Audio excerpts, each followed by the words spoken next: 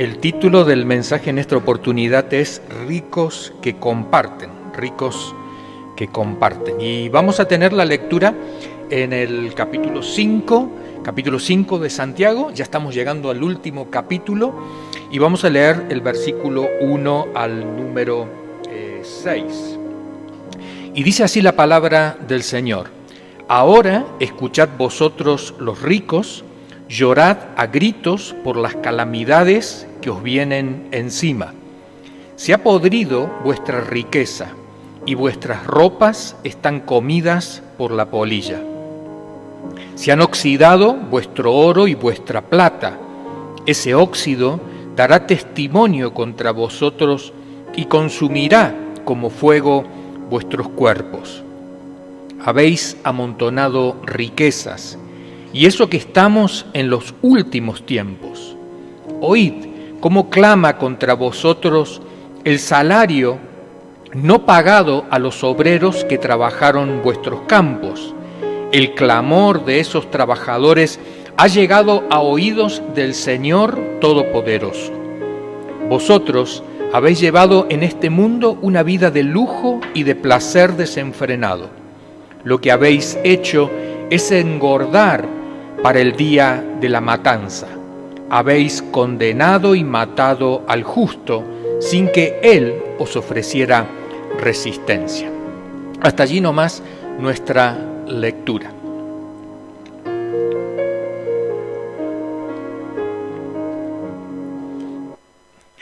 En Deuteronomio, en el capítulo 14, en el versículo 14 y 15, nos da una pista para poder entender un poquito lo que está hablando del salario retenido, ¿sí? Si lo leemos y de esa manera vamos a poder interpretar correctamente el pasaje. Dice Deuteronomio capítulo 24, verso 14 al 15, no te aproveches del empleado pobre y necesitado. Sea este un compatriota israelita o un extranjero. Le pagarás su jornal cada día antes de la puesta del sol, porque es pobre y cuenta solo con ese dinero. De lo contrario, él clamará al Señor contra ti y tú resultarás convicto de pecado. Hay que entender que en el tiempo de Jesús y anterior al tiempo de Jesús, este es el Deuteronomio del Antiguo Testamento, la gente vivía día a día, con lo que cobraba en el día, ¿no? Por eso era común en el tiempo de Jesús que la gente cobraba por su jornada de trabajo un denario, que era la moneda de la paga común, ¿no? Entonces, la persona cobraba ese dinero y la familia estaba esperando que llegara el padre o la madre que llegara de su trabajo trayendo lo que había cobrado. Y si no llegaba con el dinero, esa noche no comían, vivían el día a día, ¿no? Por eso la Escritura aclara, ya sea que sea un judío como vosotros, o sea un extranjero, Santiago diría un hermano en la fe o uno que aún no es creyente, no es cristiano, hay que pagarle a tiempo, ¿no? Hay que pagarle a tiempo. Y era día a día. No había cobros como nosotros tenemos ahora, mensualmente, quincenalmente, semanalmente, sino era día a día. Pero volvamos un poquito sobre la lectura que hemos tenido. Notemos que el verso número 2, dice, se ha podrido vuestra riqueza. Dice más adelante, y vuestras ropas están comidas por la polilla. Dice el verso 3, se ha oxidado vuestro oro y vuestra plata. Ahora, pregunto, ¿el oro y la plata se oxida? No, el oro y la plata no se oxida. ¿Por qué Santiago dice, vuestro oro y vuestra plata se ha oxidado? Se ha oxidado. Dice arriba en el verso número 2, está podrida vuestra riqueza. La riqueza en los tiempos de Jesús consistía precisamente en tener aceite, granos, Entonces uno podía guardar todo eso y entonces iba diciendo, bueno, por lo menos tengo para tirar durante el mes, tengo para toda la semana, tengo para estos 3 días que vienen por delante, ¿no? Ahora, hay una parábola que Jesús, por ejemplo, menciona, que habla de aquel rico que dice, mira, ahora descansa, ¿por qué? Porque tienes los graneros ahí amontonados de un montón de riqueza, descansa porque tienes la vida asegurada.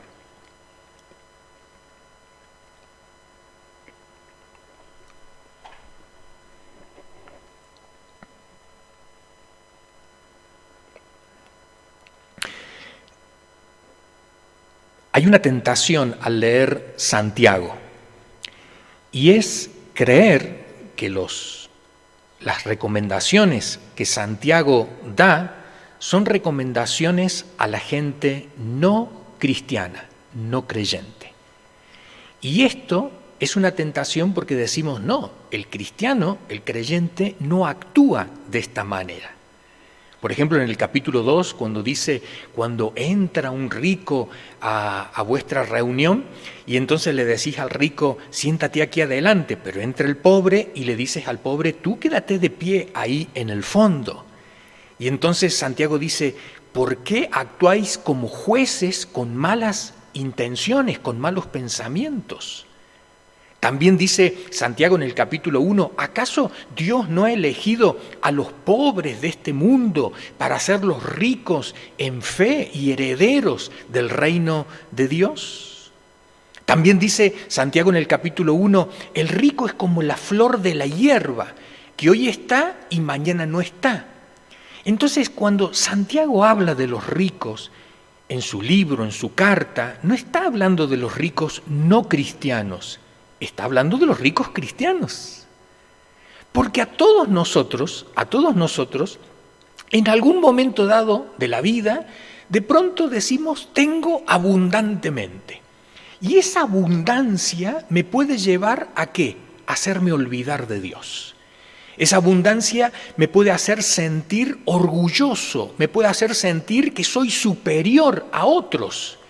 Y junto con ese orgullo también viene después la avaricia, donde ya no quiero compartir, sino me pregunto, ¿y yo qué gano con esto?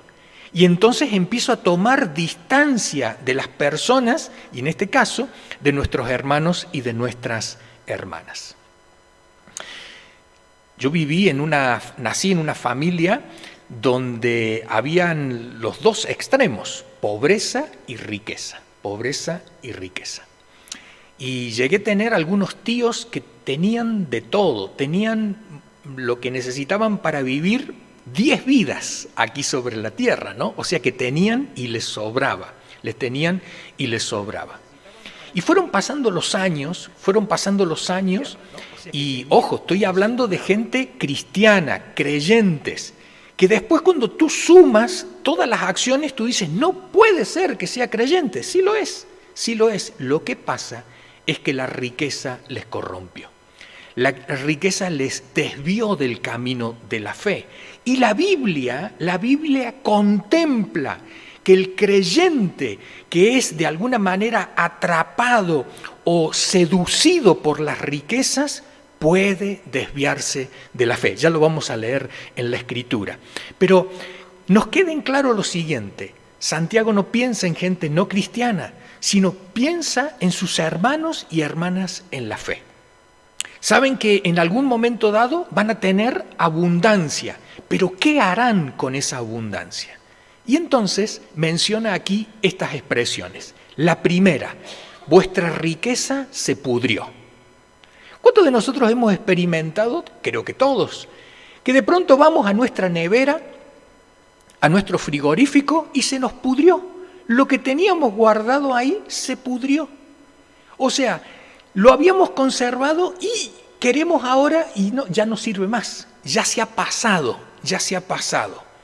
Y Santiago dice, hay algunos hermanos en la fe que tienen acumuladas cosas y se les han podrido. el grano podrido, el aceite ya ha perdido sus cualidades. El vino que tenían acumulado se ha fermentado. Entonces, dice Santiago, no solamente eso, la segunda cosa, dice, las ropas están comidas por la polilla. ¿Alguna vez tú te has puesto una chaqueta y has visto cómo la polilla te va comiendo la chaqueta mientras tú vas caminando? No. La polilla come precisamente cuando la ropa está allí en el armario y no la movemos. Cuando la polilla ve que la ropa esa no entra y sale del armario, sino que queda ahí y va pasando el tiempo, entonces la polilla dice, gracias, veo que me has dado esta ropa para que yo me la coma. Y así de simple. La ropa que tiene uso, la polilla no la puede comer porque tiene uso. Yo sé que todos nosotros también hemos experimentado, ¿no?, el hecho de ir a buscar alguna prenda que tanto nos gustaba, pero la teníamos guardada ahí y que no la usábamos, pero ya no la podemos usar más. ¿Por qué? La polilla se la ha comido. Ahora, antes de que se pudra, podríamos haber compartido la comida. Antes de que la polilla se coma nuestra ropa, podríamos haber regalado esa ropa. Y la tercera, el oro y la plata se han oxidado. Es una exageración que utiliza Santiago. El oro y la plata en realidad no se oxidan. Hay otras versiones que en vez de utilizar la palabra óxido, utilizan la palabra se han enmohecido. Hay como una capita verde por arriba, ¿no? Pero ¿por qué? Porque precisamente no tienen uso. Este oro y plata se está refiriendo precisamente a monedas que no tienen uso y entonces están allí y ha pasado ya tanto tiempo y Santiago es como que nos hace ver la idea de que no es que ha pasado un día, una semana, un mes o un año, sino que ha pasado tanto tiempo y han acumulado que en definitiva se ha oxidado, la polilla se lo ha comido y se ha podrido la comida que tenían guardado. Dice el versículo número 3, la última parte, habéis amontonado riquezas. Yo quiero que tú te hagas la imagen de la figura esta que Santiago nos quiere transmitir. Amontonar. Amontonar es poner en un sitio y poner, no es ordenar, sino es amontonar. O sea, cuando ya no te queda espacio para tenerlo ordenado, ahora lo amontonas. La idea es que hay tanto, y termina diciendo Santiago, y eso que estamos en los últimos tiempos.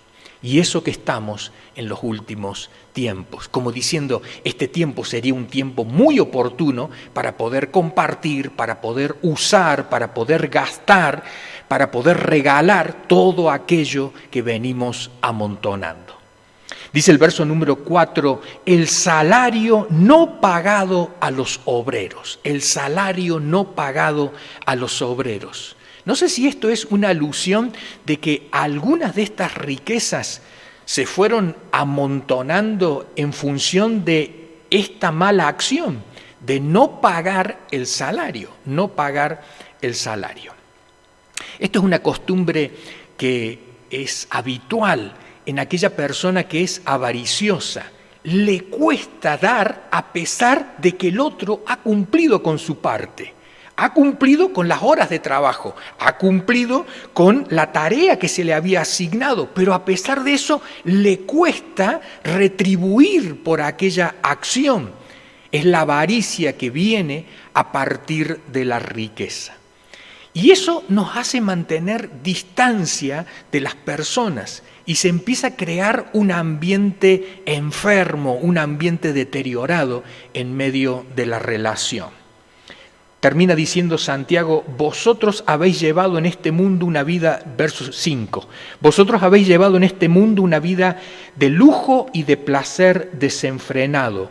Lo que habéis hecho es engordar para el día de la matanza. Notemos estas dos alusiones que hace Santiago.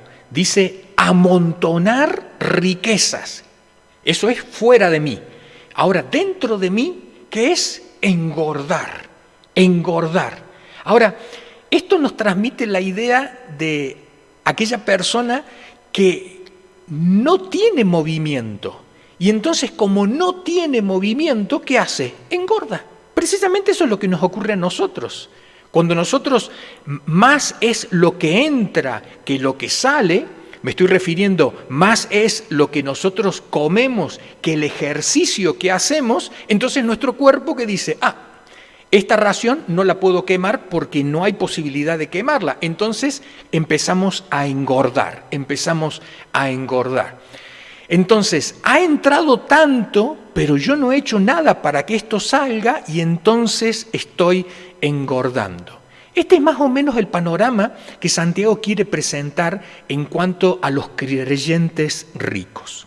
Pero ahora, para que nosotros podamos entender el contexto en que lo está diciendo y lo duro y lo feo que era esta actitud que tenían algunos cristianos, es necesario que vayamos al libro de los Hechos de los Apóstoles y podamos ver cuál era la costumbre dentro de la primera iglesia o de la iglesia primitiva.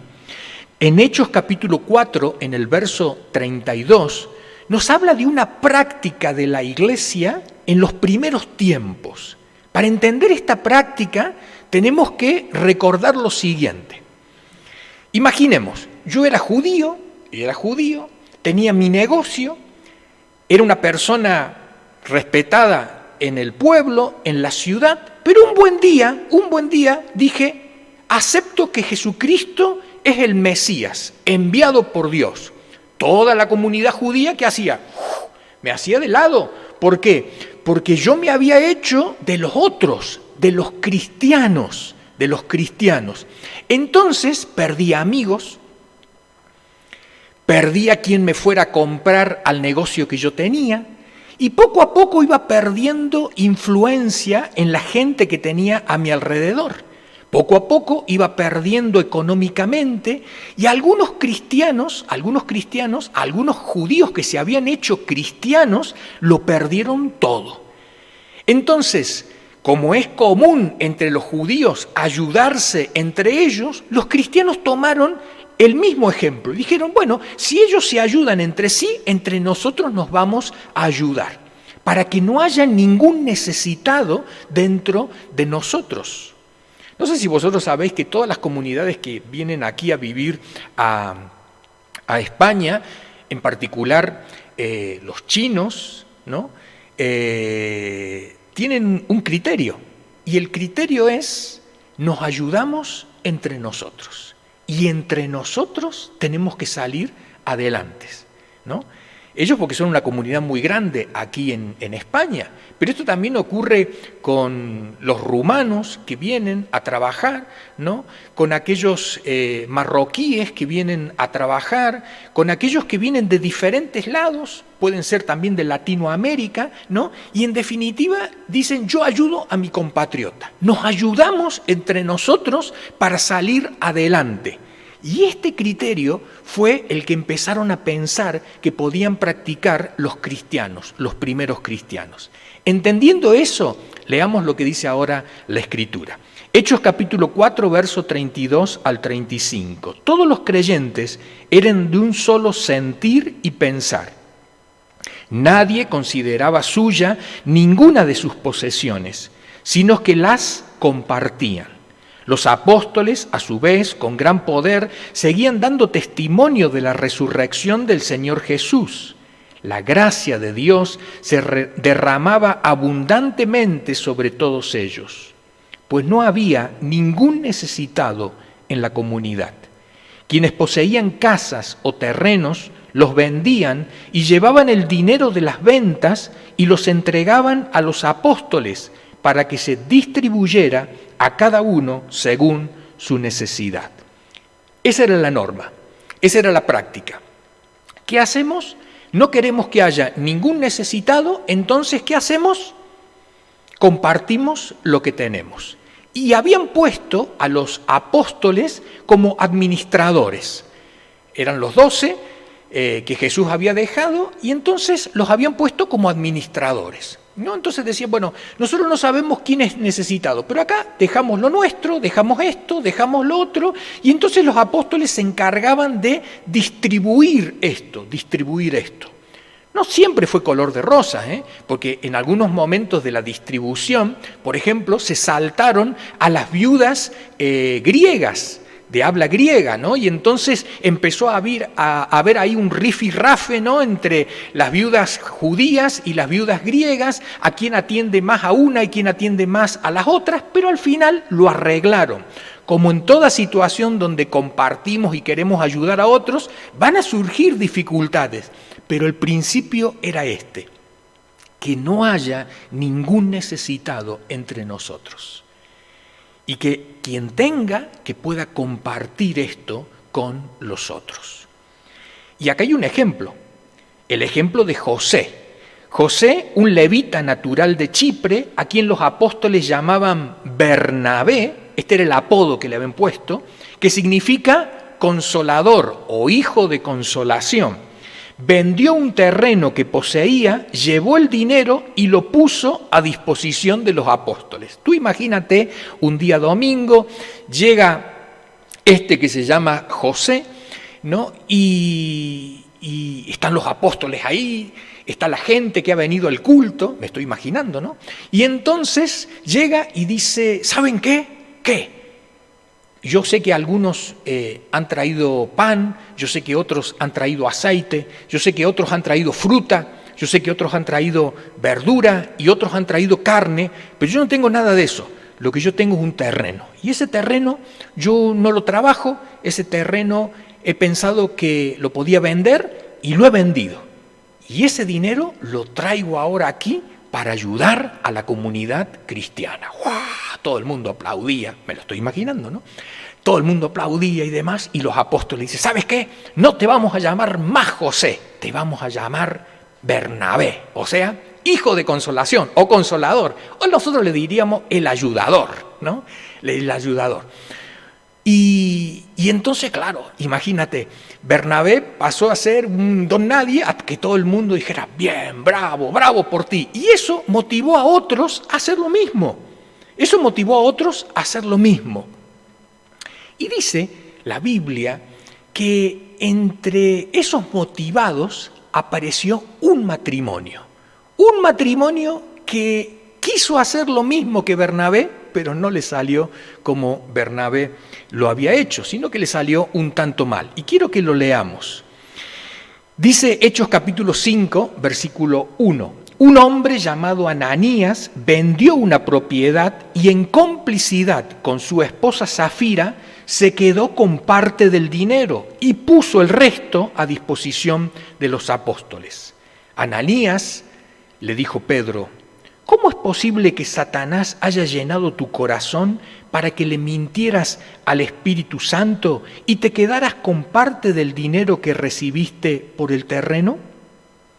¿Acaso no era tuyo antes de venderlo? Y una vez vendido, ¿no estaba el dinero en tu poder?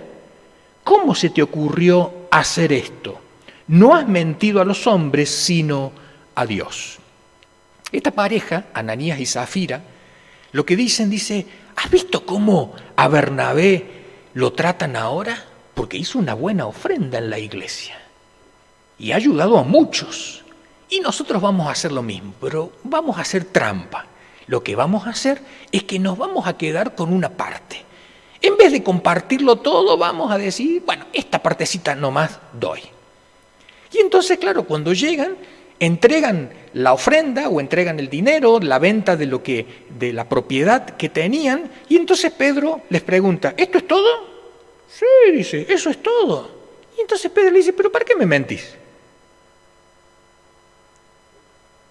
Si el dinero es tuyo, si tú te querías quedar con el dinero, te lo hubieras quedado. ¿Pero para qué mentir?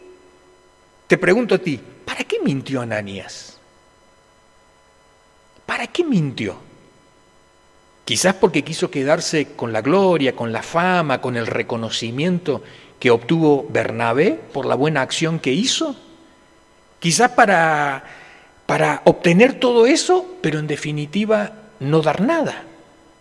Parecen como las promesas de aquellos políticos que dicen, vamos a hacer esto, lo otro, y se ganan todo el reconocimiento de la gente, pero cuando llega el día no ocurre nada.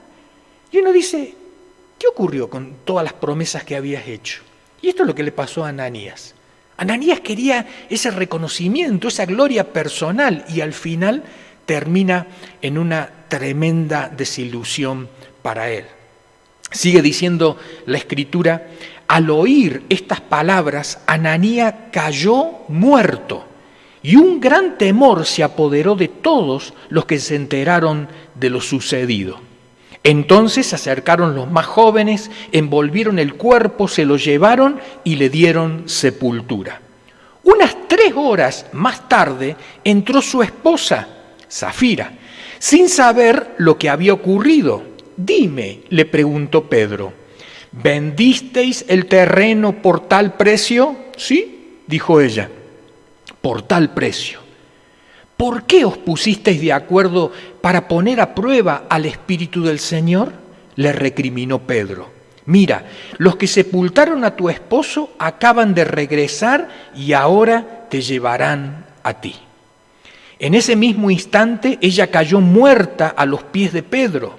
Entonces entraron los jóvenes y al verla muerta se la llevaron y le dieron sepultura al lado de su esposo.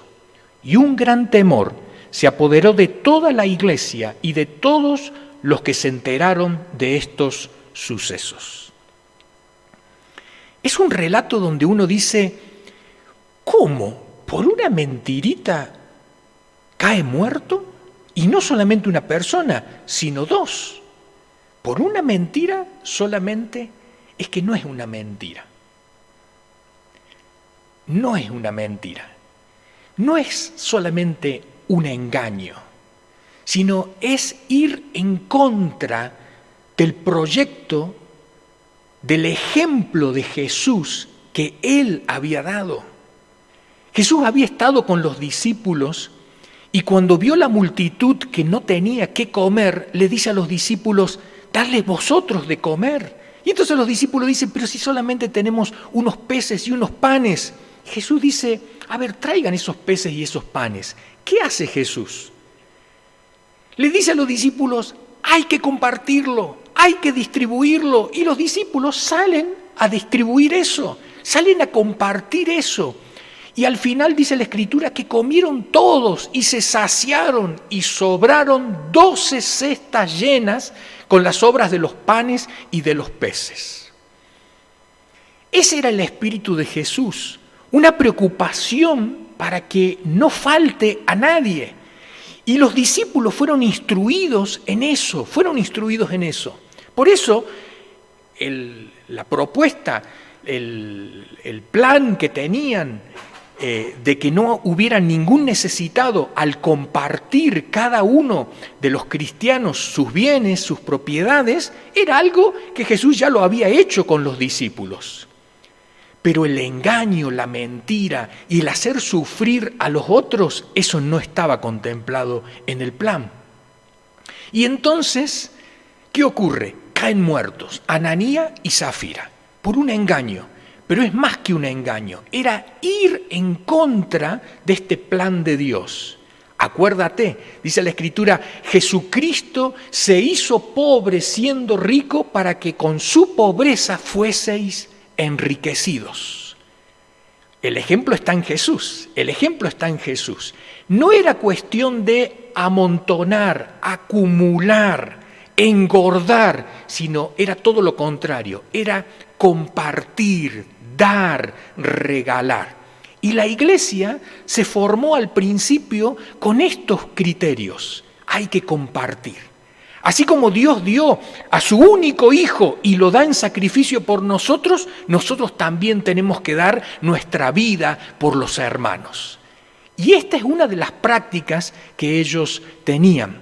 Por eso Santiago se enoja mucho cuando escribe su carta contra aquellos creyentes que acumulaban, amontonaban, engordaban y no compartían.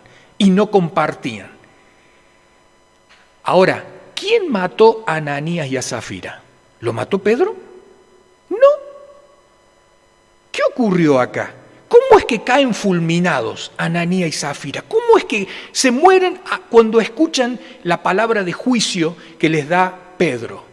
Pedro le dice, ¿por qué mentisteis a Dios? ¿Por qué mentisteis al Espíritu Santo? ¡Pah! Y caen muertos. ¿Los mató él? ¿Los mataron a alguien? ¿Les dieron alguna pastillita de cianuro para que se murieran? No, fue la intervención de Dios. Fue la intervención de Dios. Por eso Santiago tiene en su mente todas estas cosas que han ocurrido en la iglesia. Y cuando escribe su carta, está escribiendo relacionando todos estos acontecimientos. Por eso habla de que el clamor de aquellos que no se les ha pagado el salario ya ha llegado a oídos del Señor Todopoderoso. Hay una expresión muy interesante y me gustaría que volviéramos atrás solamente en la lectura para que lo podamos ver. Dice en el versículo número 4, dice, oíd cómo clama contra vosotros el salario no pagado a los obreros que trabajaron vuestros campos. El clamor de esos trabajadores ha llegado a oídos del Señor Todopoderoso. Nuestra Biblia, esta versión más moderna, nueva versión internacional, dice, ha llegado a oídos del Señor Todopoderoso. Pero la Reina Valera, más antigua del año 60, utiliza la expresión que dice en el Nuevo Testamento en griego, y dice, ha llegado a los oídos del Señor de los ejércitos. A ver, cuando a ti te dicen el Señor de los ejércitos, ¿a quién te imaginas tú? ¿A alguien con un traje oscuro? No. ¿Con un traje blanco? No. Si es el Señor de los ejércitos, ¿cómo te lo imaginas tú?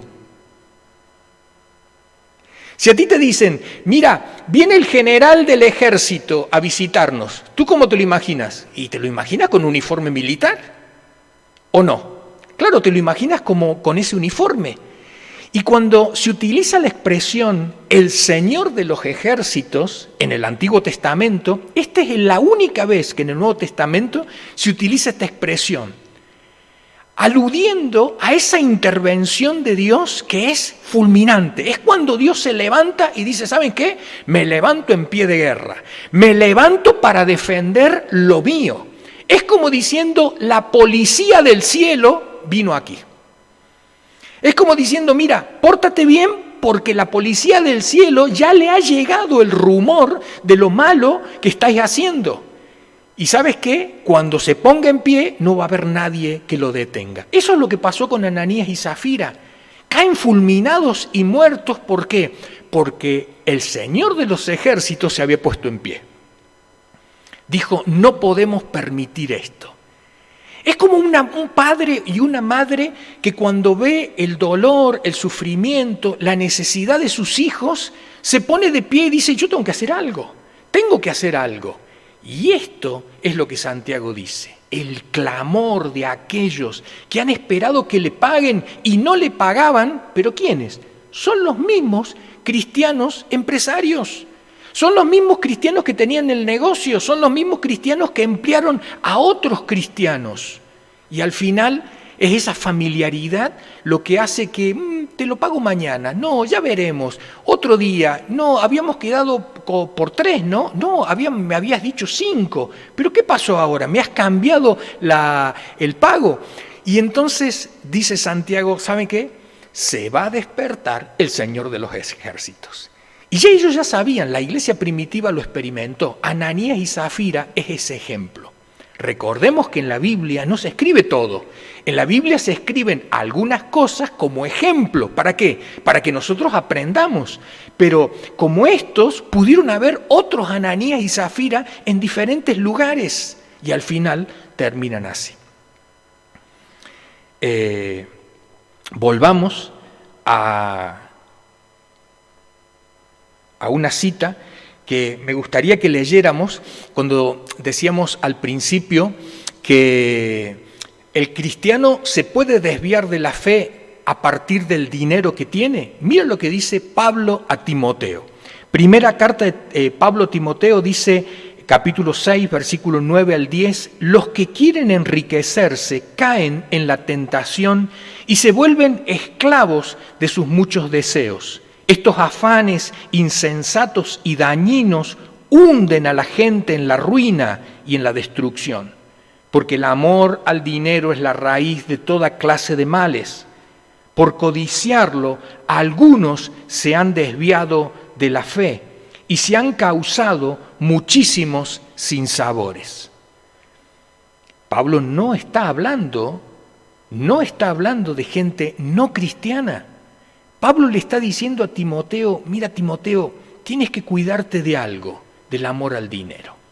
Porque este amor al dinero puede causarte algunos problemas. Y te voy a mencionar dos. Uno, desviarte de la fe.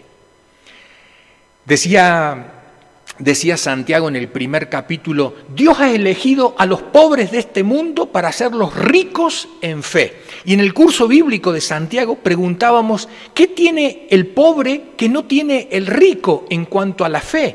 Y muchos de vosotros habéis respondido a la pregunta, y es que el pobre no tiene nada, y entonces tiene que confiar en Dios, y el rico sí tiene. Y entonces eso que tiene aquí abajo le impide levantar los ojos y poder mirar al cielo. Depende de su economía aquí en la tierra, ¿por qué? Porque tiene mucha, confía en eso, entonces le impide tener esa confianza en Dios. El pobre, como no tiene nada aquí abajo, ¿qué hace? Mira para arriba y le dice, Señor, ¿de dónde me vas a enviar lo que yo necesito? Entonces le dice Pablo a Timoteo, mira, si tú no quieres desviarte de la fe, es mejor que no ames el dinero, ¿no? Porque amar las riquezas, en definitiva, te va a hacer desviar de la fe. Y también dice, y vas a tener muchos sinsabores, dice esta versión de la Biblia. En otras palabras, te voy a ahorrar muchos problemas. Si no te quieres meter en problemas, entonces no ames tanto las riquezas. Cuando nosotros estábamos en la obra misionera, entonces veíamos que algunas casas tenían rejas y otras no tenían rejas, ¿no? Rejas y no tenían rejas. Entonces veíamos que las ventanas de algunas casas no tenían rejas y otras sí tenían rejas. Pero nuestro pensamiento es, ¿por qué algunos le ponen y otros no le ponen? Y esa es la pregunta que teníamos. Una pregunta simple, ¿no?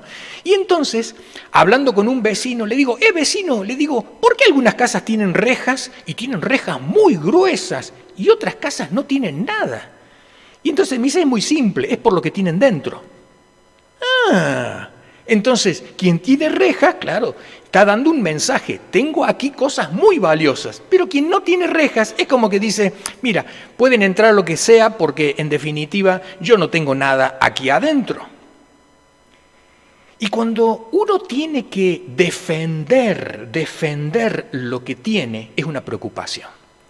Porque defender lo que nosotros poseemos nos puede hacer perder el sueño, nos puede hacer perder las amistades, nos puede hacer perder la visión de lo que Dios tiene como plan, como propósito para mi vida. Puede hacer que me desvíe y en definitiva termine haciendo otras cosas que no tendría que hacer. Pero qué bueno es cuando uno puede descansar en Dios y decir, mira, tengo muchas cosas, ¿no? Como recién decía el pastor al principio, nadie puede decir yo soy pobre, porque yo creo que todos tenemos.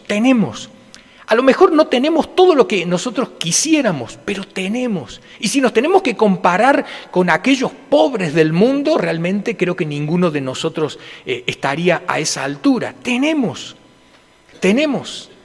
Pero eso que tenemos, ¿es nuestra preocupación? ¿Eso que tenemos nos hace perder el sueño? ¿Ese que tenemos nos ha impedido seguir el rumbo, el camino, el plan, el proyecto que Dios tenía para nuestras vidas?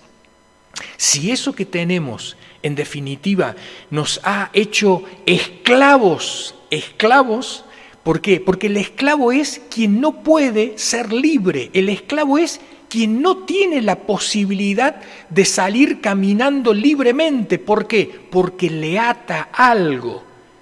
Por eso hay muchas personas que en definitiva los bienes materiales le han hecho esclavo de esos bienes. Claro, pero tú dices, bueno, pero yo no tengo mucho.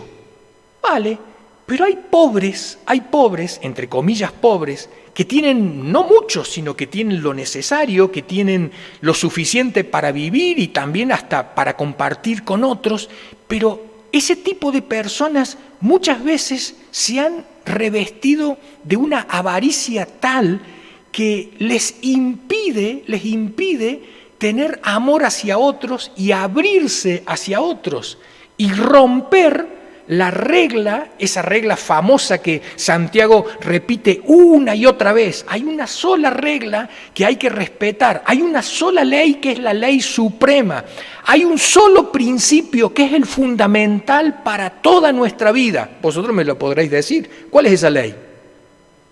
Claro, ama a tu prójimo como a ti mismo.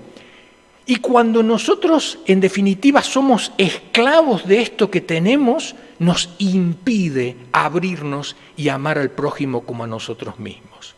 Amar al prójimo como nosotros mismos, en la iglesia primitiva, significaba lo que yo tengo, lo pongo para compartirlo con todos. Amar al prójimo como a ti mismo, en la iglesia primitiva, significaba, mira, yo veo que el otro no tiene, pero yo sí tengo, lo comparto. Yo veo que tengo dos y con dos me es mucho. Con uno me quedo y lo otro lo doy para quien lo necesite. Yo te invito a que en esta semana mires tu armario. Y si hay algo que la polilla se está comiendo, es tiempo de que tú digas, tengo que compartir esto que tengo. Que tú hables tu almacén y digas, a ver, ¿cuánto tengo aquí?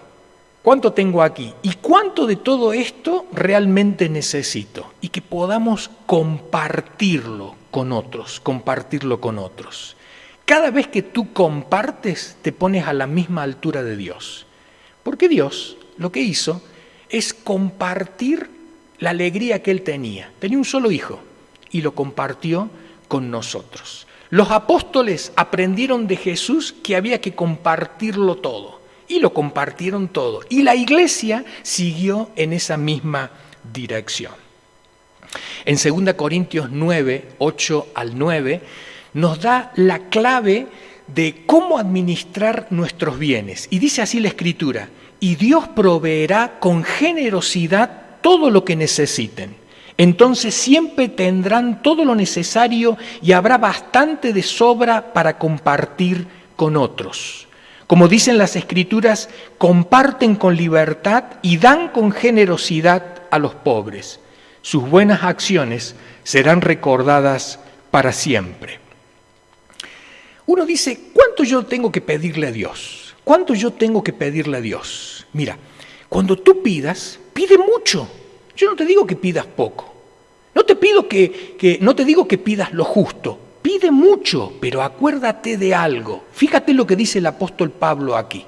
El apóstol Pablo dice que Dios nos va a dar con generosidad, pero nos va a dar para que nosotros hagamos dos cosas. La primera, para nuestras necesidades, y la segunda, para compartir con otros. Entonces, cada vez que Dios abre su mano sobre nuestras vidas, nos dice, te doy, pero acuérdate de algo. ¿De qué, Señor? Te doy con dos propósitos. El primero, para que no digas que no tengas para comer, para que no digas que no tienes para vestirte, para que no digas que no tienes para hacer tu viaje, para que no digas que no te vas de vacaciones, pero acuérdate de algo. Te doy para eso, pero también te doy para compartir con otros. Yo te invito a que ahora en tu mente, y terminemos con esta imagen, que en nuestra mente pensemos en todo lo que tenemos. Tenemos un piso, ya sea de alquiler o nuestro. Tenemos un coche o tenemos más de uno. Tenemos comida, tenemos ropa, tenemos familia. ¿Qué tenemos? Todo esto que tenemos a nivel material, Acuérdate, Dios te lo dio con dos propósitos. El primero es que tú te satisfagas. ¿Y el segundo cuál es? Compartir con otros. Pero alguno puede decir, pero no tengo mucho. Mira, si solamente tienes una galleta y esa galleta la puedes compartir con otros, entonces vas a escuchar un me gusta de parte del cielo. ¿Y sabes qué? Dios mismo te pondrá 5 estrellitas.